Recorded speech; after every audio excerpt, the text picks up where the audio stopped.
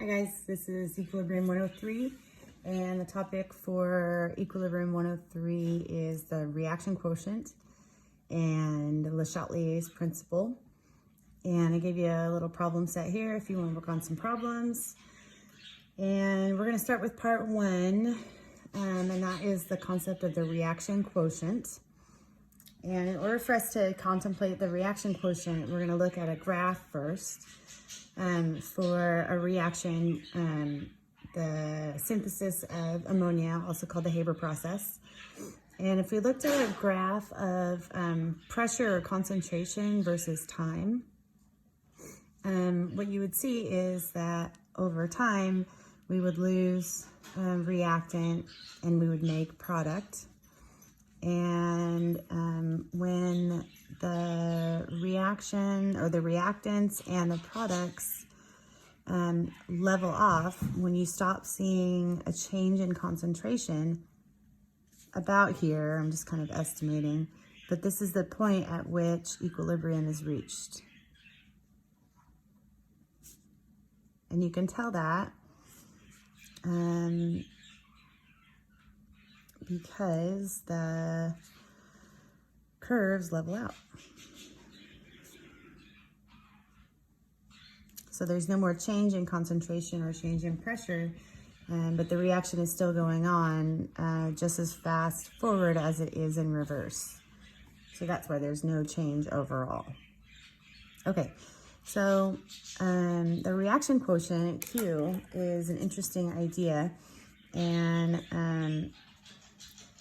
so the reaction quotient is a number, and you find it or found with the same expression as KEQ, but you're using concentrations or pressures that are not equilibrium.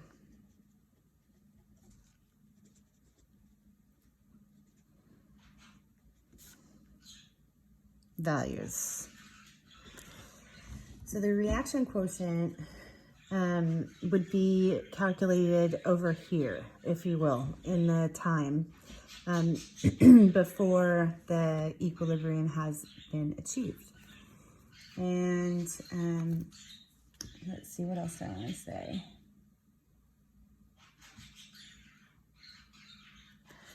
Yes, and the value of the reaction quotient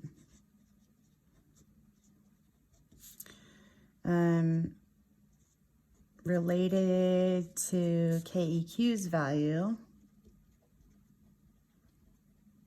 can tell us which direction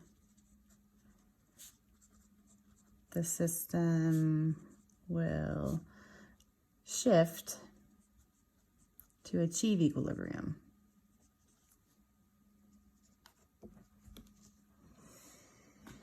Okay, so let's say, for instance, that we're looking and we want to know what's the Q for this reaction. We would say the Q is equal to the partial pressure of the product, which is NH3, squared over the partial pressure of the N2 times the partial pressure of the H2 cubed. So notice it's the same exact thing as the KP or the KEQ. We just, for Q, we use pressures that are not equilibrium pressures.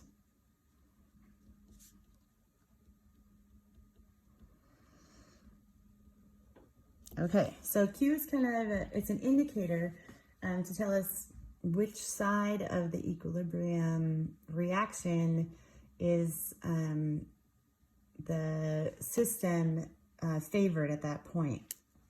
So we're going to say that a couple of if statements. If Q is greater than KEQ or KP or KC, then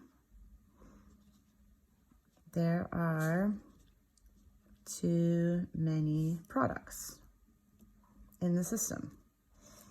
And the system will shift to make reactants. Okay, so the Q is greater than KQ. That means that the top part of the expression is bigger than what the equilibrium achieves. So if Q is greater than KQ, the system is going to shift to make reactants. This is also known as shifting left. All right, now, second thing, if Q is less than KQ, then there are too many reactants. And the system will shift to make products. System will shift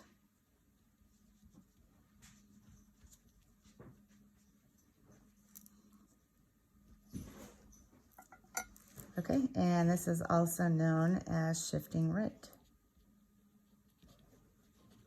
So when I say shifting, I'm talking about that the forward reaction or the reverse reaction would speed up. And just to be clear, in this case, if we're shifting left, the reverse reaction speeds up. And in this case, if we have Q is less than KEQ, the forward reaction will speed up.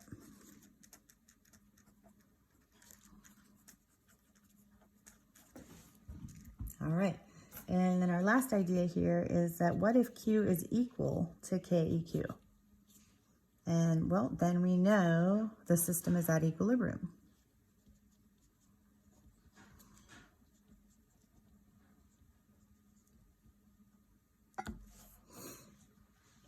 Okay, so just as a quick summary here, to use the value of Q, you need two things.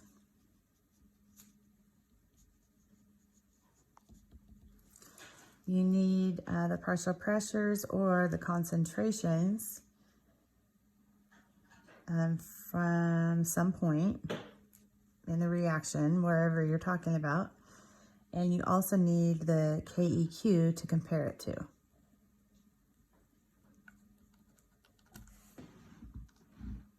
And you can use the value of Q using this little key to decide what the system is going to do with relation to the equilibrium. Is the reverse reaction going to speed up, or is the forward reaction going to speed up? And I think that's what I'm going to say right there for part 1, and I'll call that part 1A. And I'll do an example for part 1B. Okay, thanks.